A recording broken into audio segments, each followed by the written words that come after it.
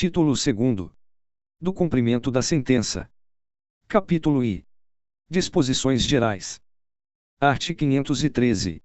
O cumprimento da sentença será feito segundo as regras deste título, observando-se, no que couber e conforme a natureza da obrigação, o disposto no livro 2º da parte especial deste Código.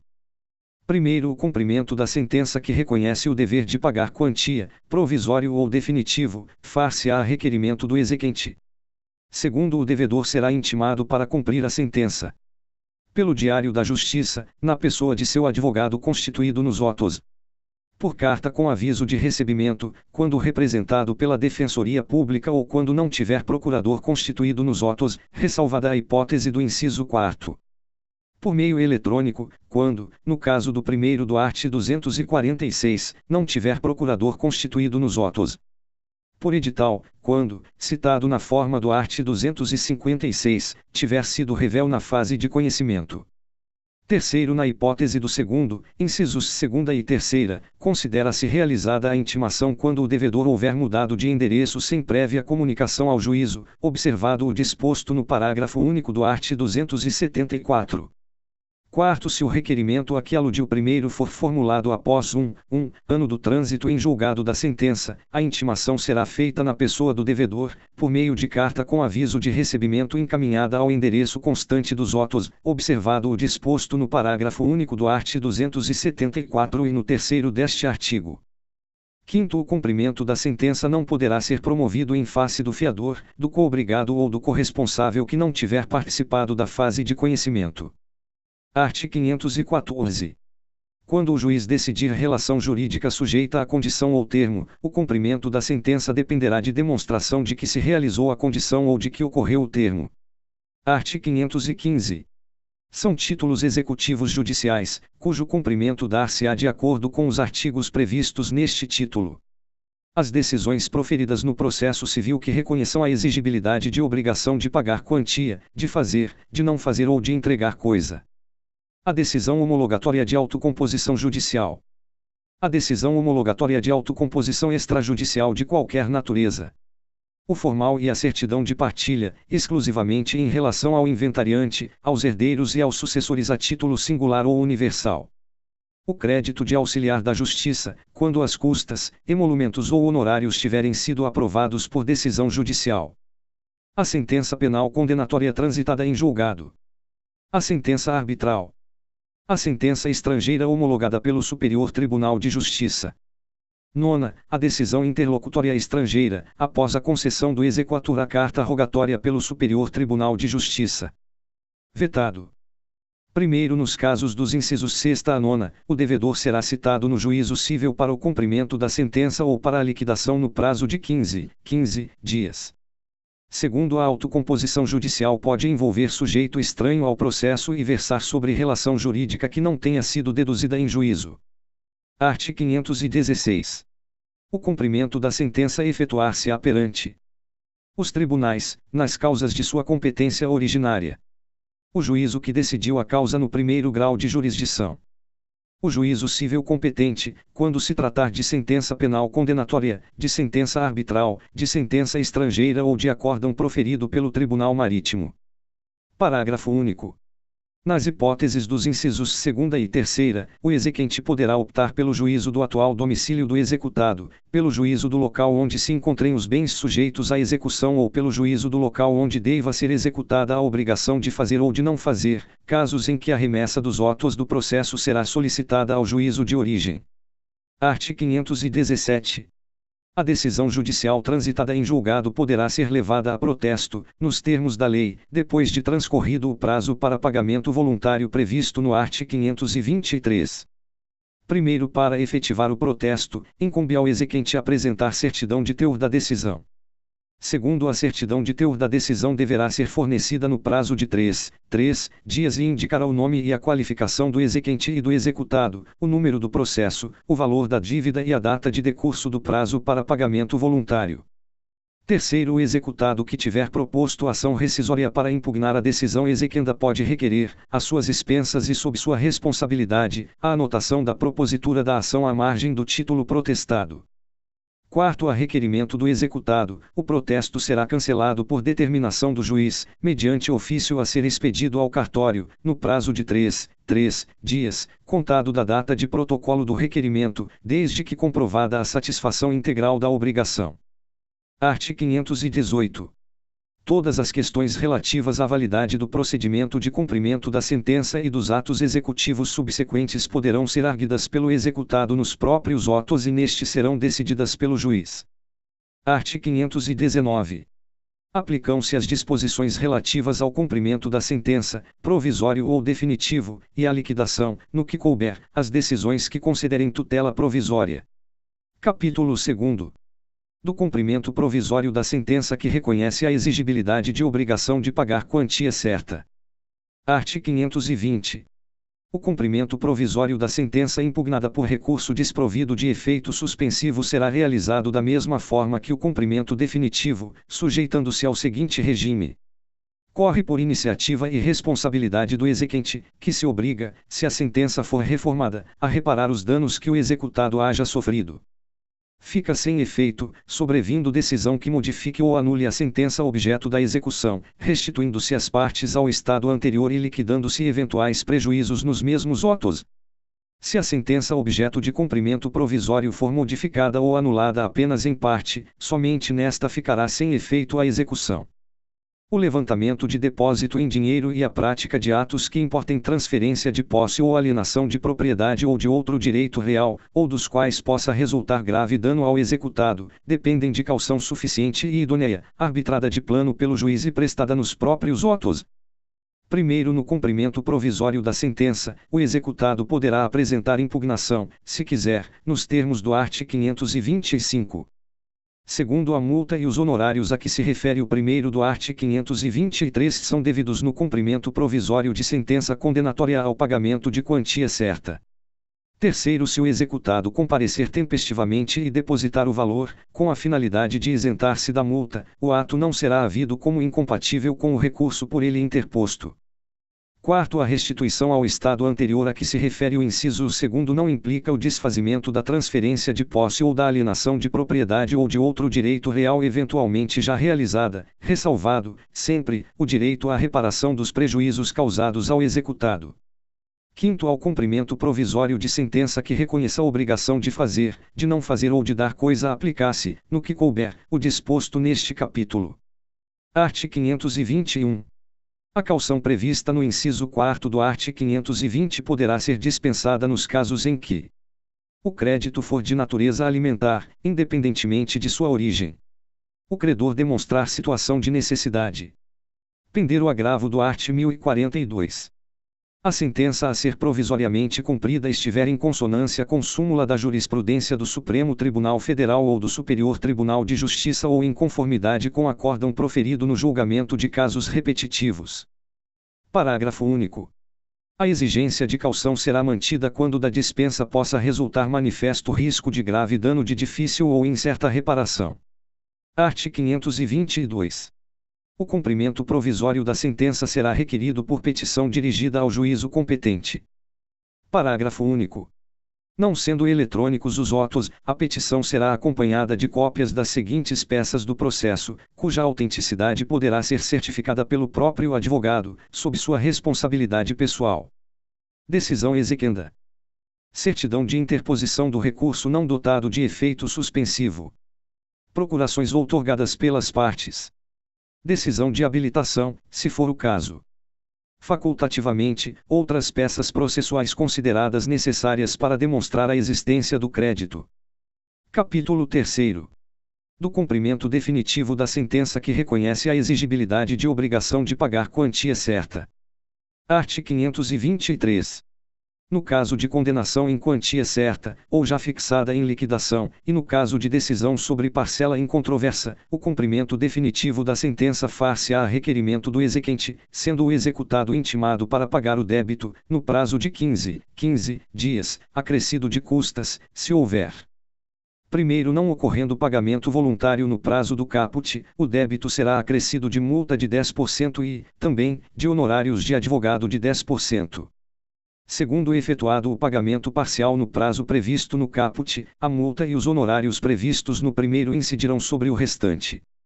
Terceiro, não efetuado tempestivamente o pagamento voluntário, será expedido, desde logo, mandado de penhora e avaliação, seguindo-se os atos de expropriação. Art. 524. O requerimento previsto no art. 523 será instruído com demonstrativo discriminado e atualizado do crédito, devendo a petição conter o nome completo, o número de inscrição no cadastro de pessoas físicas ou no cadastro nacional da pessoa jurídica do exequente e do executado, observado o disposto no art. 319, 1º a 3º. O índice de correção monetária adotado. Os juros aplicados e as respectivas taxas. O termo inicial e o termo final dos juros e da correção monetária utilizados. A periodicidade da capitalização dos juros, se for o caso. Especificação dos eventuais descontos obrigatórios realizados. Indicação dos bens passíveis de penhora, sempre que possível. Primeiro, quando o valor apontado no demonstrativo aparentemente exceder os limites da condenação, a execução será iniciada pelo valor pretendido, mas a penhora terá por base a importância que o juiz entender adequada. Segundo, para a verificação dos cálculos, o juiz poderá valer-se de contabilista do juízo, que terá o prazo máximo de 30 dias para efetuá-la, exceto se outro lhe for determinado.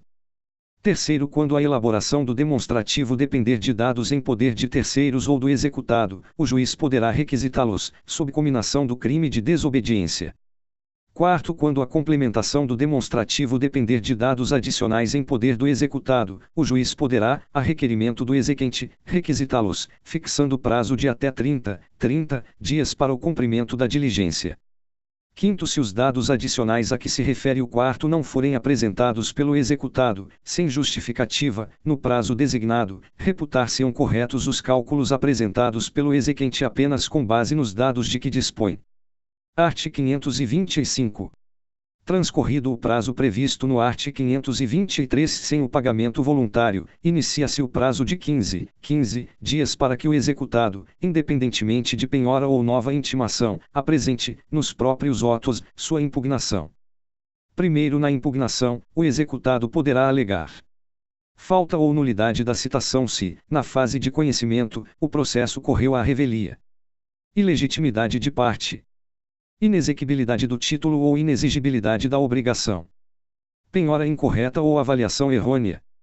Excesso de execução ou cumulação indevida de execuções. Incompetência absoluta ou relativa do juízo da execução. Qualquer causa modificativa ou extintiva da obrigação, como pagamento, novação, compensação, transação ou prescrição, desde que supervenientes à sentença. Segundo, a alegação de impedimento ou suspeição observará o disposto nos arts. 146 e 148. Terceiro, aplicar-se à impugnação o disposto no art. 229. Quarto, quando o executado alegar que o exequente, em excesso de execução, pleiteia quantia superior à resultante da sentença, cumprir-lhe-á declarar de imediato o valor que entende correto, apresentando demonstrativo discriminado e atualizado de seu cálculo. Quinto, na hipótese do quarto, não apontado o valor correto ou não apresentado o demonstrativo, a impugnação será liminarmente rejeitada, se o excesso de execução for o seu único fundamento, ou, se houver outro, a impugnação será processada, mas o juiz não examinará a alegação de excesso de execução. Sexto, a apresentação de impugnação não impede a prática dos atos executivos, inclusive os de expropriação, podendo o juiz, a requerimento do executado e desde que garantido o juízo com penhora, caução ou depósitos suficientes, atribuir-lhe efeito suspensivo, se seus fundamentos forem relevantes e se o prosseguimento da execução for manifestamente suscetível de causar ao executado grave dano de difícil ou incerta reparação. Sétimo, a concessão de efeito suspensivo a que se refere o sexto não impedirá a efetivação dos atos de substituição, de reforço ou de redução da penhora e de avaliação dos bens. Nono, a concessão de efeito suspensivo à impugnação deduzida por um dos executados não suspenderá a execução contra os que não impugnarão, quando o respectivo fundamento disser respeito exclusivamente ao impugnante. 10.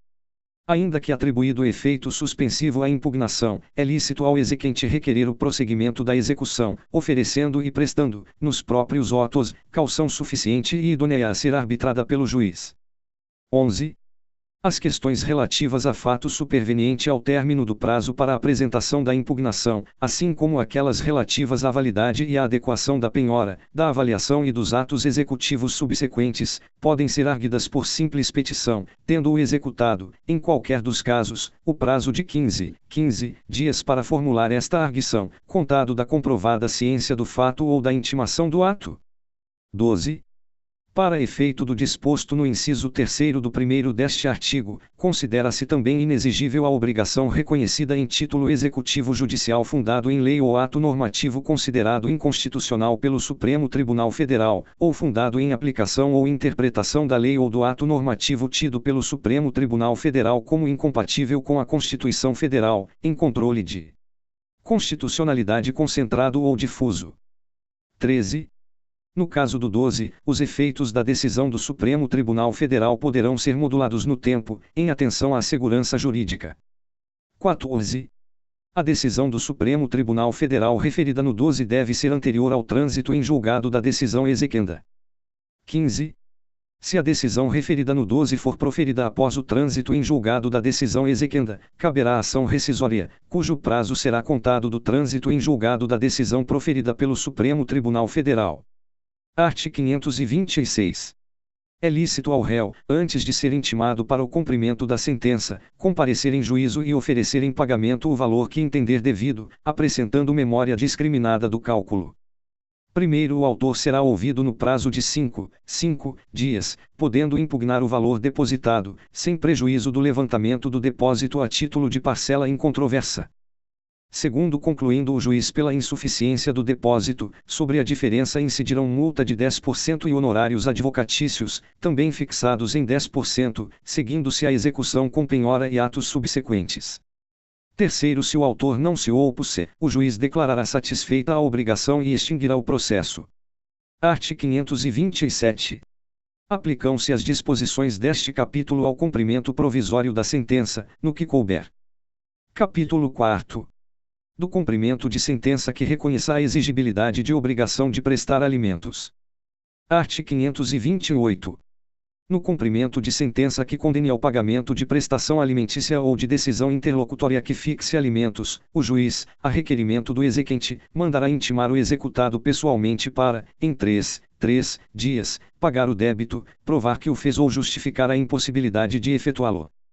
Primeiro, caso o executado, no prazo referido no caput, não efetue o pagamento, não prove que o efetuou ou não apresente justificativa da impossibilidade de efetuá-lo, o juiz mandará protestar o pronunciamento judicial, aplicando-se, no que couber, o disposto no art. 517. Segundo, somente a comprovação de fato que gere a impossibilidade absoluta de pagar justificará o inadimplemento. Terceiro, se o executado não pagar ou se a justificativa apresentada não for aceita, o juiz, além de mandar protestar o pronunciamento judicial na forma do primeiro, decretar-lhe a prisão pelo prazo de 1 a 3 meses. Quarto, a prisão será cumprida em regime fechado, devendo o preso ficar separado dos presos comuns. Quinto, o cumprimento da pena não exime o executado do pagamento das prestações vencidas e vincendas. Sexto, paga a prestação alimentícia, o juiz suspenderá o cumprimento da ordem de prisão. Sétimo, o débito alimentar que autoriza a prisão civil do alimentante é o que compreende até as 3 prestações anteriores ao ajuizamento da execução e as que se vencerem no curso do processo. Oitavo, o exequente pode optar por promover o cumprimento da sentença ou decisão desde logo, nos termos do disposto neste livro, título 2º, capítulo 3º, caso em que não será admissível a prisão do executado, e, recaindo a penhora em dinheiro, a concessão de efeito suspensivo à impugnação não obsta que o exequente levante mensalmente a importância da prestação. Nono, além das opções previstas no art. 516, parágrafo único, o exequente pode promover o cumprimento da sentença ou decisão que condena ao pagamento de prestação alimentícia no juízo de seu domicílio. Art. 529. Quando o executado for funcionário público, militar, diretor ou gerente de empresa ou empregado sujeito à legislação do trabalho, o exequente poderá requerer o desconto em folha de pagamento da importância da prestação alimentícia. Primeiro, ao proferir a decisão, o juiz oficiará à autoridade, à empresa ou ao empregador, determinando, sob pena de crime de desobediência, o desconto a partir da primeira remuneração posterior do executado, a contar do protocolo do ofício. Segundo, o ofício conterá o nome e o número de inscrição no cadastro de pessoas físicas do exequente e do executado, a importância a ser descontada mensalmente, o tempo de sua duração e a conta na qual deve ser feito o depósito. Terceiro, sem prejuízo do pagamento dos alimentos vincendos, o débito objeto de execução pode ser descontado dos rendimentos ou rendas do executado, de forma parcelada, nos termos do caput deste artigo, contanto que, somado à parcela devida, não ultrapasse 50% de seus ganhos líquidos.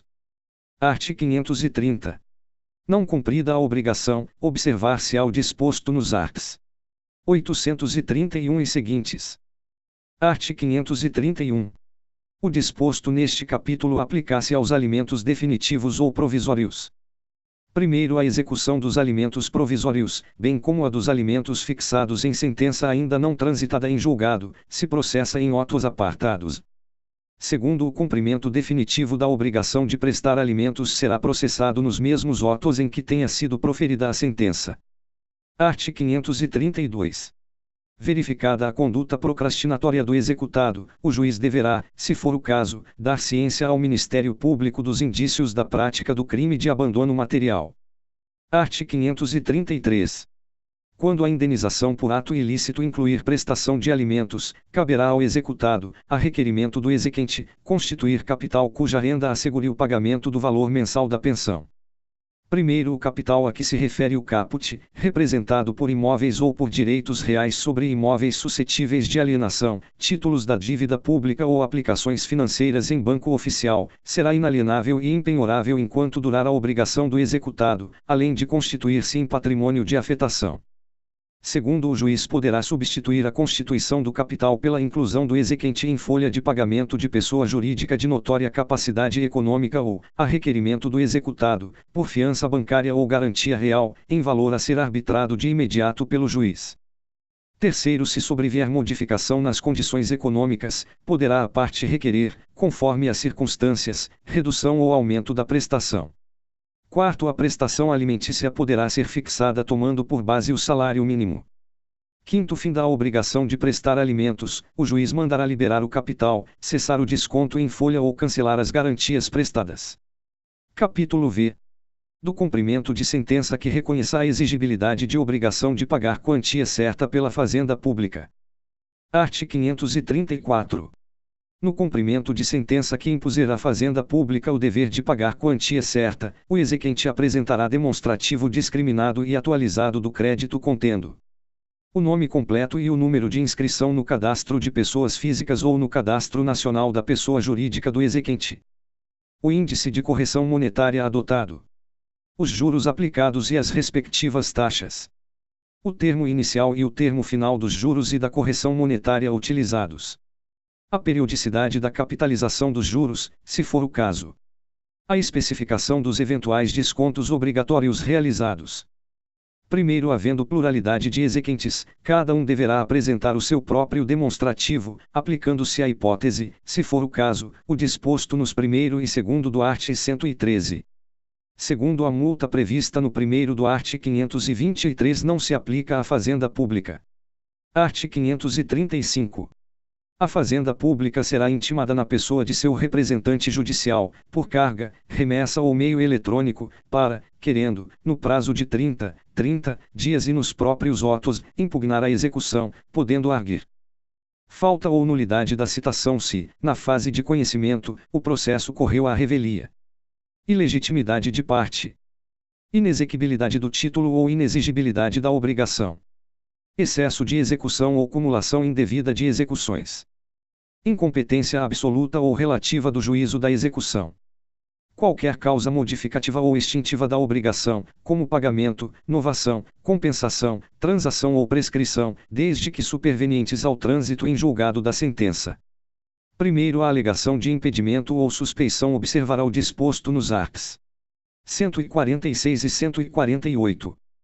Segundo, quando se alegar que o exequente, em excesso de execução, pleiteia quantia superior à resultante do título, cumprirá executada declarar de imediato o valor que entende correto, sob pena de não conhecimento da arguição. Terceiro, não impugnada a execução ou rejeitadas as arguições da executada. expedir-se-á, por intermédio do presidente do tribunal competente, precatório em favor do exequente, observando-se o disposto na Constituição Federal. Por ordem do juiz, dirigida à autoridade na pessoa de quem o ente público foi citado para o processo, o pagamento de obrigação de pequeno valor será realizado no prazo de 2 meses contado da entrega da requisição, mediante depósito na agência de banco oficial mais próxima da residência do exequente. Quarto, tratando-se de impugnação parcial, a parte não questionada pela executada será, desde logo, objeto de cumprimento. Quinto, para efeito do disposto no inciso 3º do caput deste artigo, considera-se também inexigível a obrigação reconhecida em título executivo judicial fundado em lei ou ato normativo considerado inconstitucional pelo Supremo Tribunal Federal, ou fundado em aplicação ou interpretação da lei ou do ato normativo tido pelo Supremo Tribunal Federal como incompatível com a Constituição Federal, em controle de constitucionalidade concentrado ou difuso. Sexto, no caso do quinto, os efeitos da decisão do Supremo Tribunal Federal poderão ser modulados no tempo, de modo a favorecer a segurança jurídica. Sétimo, a decisão do Supremo Tribunal Federal referida no quinto deve ter sido proferida antes do trânsito em julgado da decisão exequenda. Oitavo, se a decisão referida no quinto for proferida após o trânsito em julgado da decisão exequenda, caberá ação rescisória, cujo prazo será contado do trânsito em julgado da decisão proferida pelo Supremo Tribunal Federal. Capítulo 6º. Do cumprimento de sentença que reconheça a exigibilidade de obrigação de fazer, de não fazer ou de entregar coisa. Seção I. Do cumprimento de sentença que reconheça a exigibilidade de obrigação de fazer ou de não fazer. Art. 536. No cumprimento de sentença que reconheça a exigibilidade de obrigação de fazer ou de não fazer, o juiz poderá, de ofício ou a requerimento, para a efetivação da tutela específica ou a obtenção de tutela pelo resultado prático equivalente, determinar as medidas necessárias à satisfação do exequente. Primeiro, para atender ao disposto no caput, o juiz poderá determinar, entre outras medidas, a imposição de multa, a busca e apreensão, a remoção de pessoas e coisas, o desfazimento de obras e o impedimento de atividade nociva, podendo, caso necessário, requisitar o auxílio de força policial. Segundo, o mandado de busca e apreensão de pessoas e coisas será cumprido por dois oficiais de justiça, observando-se o disposto no art. 846, 1º a 4º, se houver necessidade de arrombamento. Terceiro, o executado incidirá nas penas de litigância de má-fé quando injustificadamente descumprir a ordem judicial, sem prejuízo de sua responsabilização por crime de desobediência. Quarto, no cumprimento de sentença que reconheça a exigibilidade de obrigação de fazer ou de não fazer, aplicar-se o art. 525, no que couber. Quinto, o disposto neste artigo aplicar-se, no que couber, ao cumprimento de sentença que reconheça deveres de fazer e de não fazer de natureza não obrigacional. Art. 537.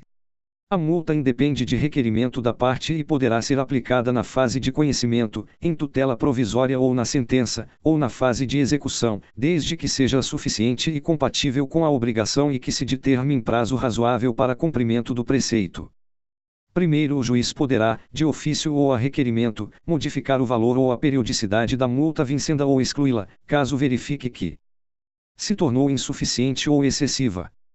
O obrigado demonstrou cumprimento parcial superveniente da obrigação ou justa causa para o descumprimento. Segundo, o valor da multa será devido ao exequente.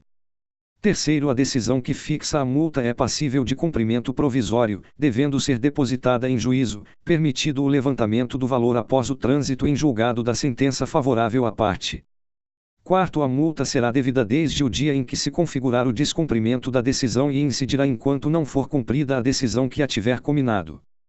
Quinto, o disposto neste artigo aplicar-se, no que couber, ao cumprimento de sentença que reconheça deveres de fazer e de não fazer de natureza não obrigacional. Seção 2ª. Do cumprimento de sentença que reconheça a exigibilidade de obrigação de entregar coisa. Art. 538. Não cumprida a obrigação de entregar coisa no prazo estabelecido na sentença, será expedido mandado de busca e apreensão ou de emissão na posse em favor do credor, conforme se tratar de coisa móvel ou imóvel. Primeiro, a existência de benfeitorias deve ser alegada na fase de conhecimento, em contestação, de forma discriminada e com atribuição, sempre que possível e justificadamente, do respectivo valor. Segundo, o direito de retenção por benfeitorias deve ser exercido na contestação, na fase de conhecimento. Terceiro, aplicam-se ao procedimento previsto neste artigo, no que couber, as disposições sobre o cumprimento de obrigação de fazer ou de não fazer.